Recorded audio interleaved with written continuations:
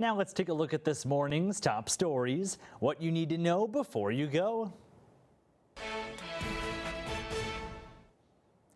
Safety officials urge farmers to be careful with farm equipment and not to overexert themselves as planting season continues.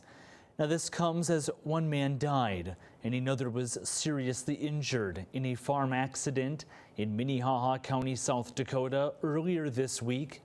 The sheriff's office there says the men were working on a large tractor when it accidentally started and ran them over. Other farmers in the area have heard about the accident. One says it's easy for small mistakes to spiral into something bigger, especially during the busy seasons. When we are in the managing, trying to get everything done, we tend to maybe go a little farther, a little harder than we normally do, and we think we're okay, but we're a little tired, and that's when just that one little lapse can cause a problem. Along with urging farmers to be cautious with machinery, the sheriff's office also wants to remind drivers to keep an eye out for slow-moving farm equipment on the road. Meanwhile, the efforts to elect a new pope are still in progress in Vatican City. Cardinals returned to the Sistine Chapel early this morning. Around 5 a.m. our time, the chapel's chimney released black smoke, indicating the 133 voting clerics still have not selected the next leader of the Catholic Church. The next pope must receive 2/3 support from the cardinals to be elected. That process can take several rounds of voting. The next vote is expected sometime early this afternoon. And in the meantime, millions of people are paying close attention to the conclave's proceedings.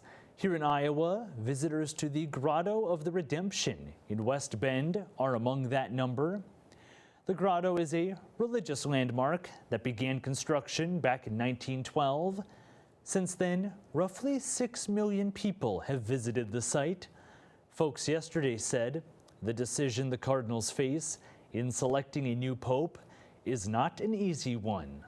We got to pray for them to make the decision, the right decision, pick the right pope, which is hope the Holy Spirit's guiding all these cardinals. So because of the political upheavals, spiritual, moral upheavals, conflicts around the world, we need that Catholic leadership. It's very important, and we ask for everybody's prayers. The rocks, gemstones, and shells used in the grotto were collected from around the world over the course of decades. Well, finally, the South Sioux City Public Library is offering a chance to learn about stress management today.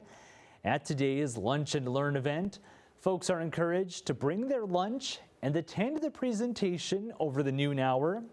Kate Limke of Heartland Counseling will share stress management methods, including grounding. That process uses sensory awareness to help calm anxiety. One last check on that forecast.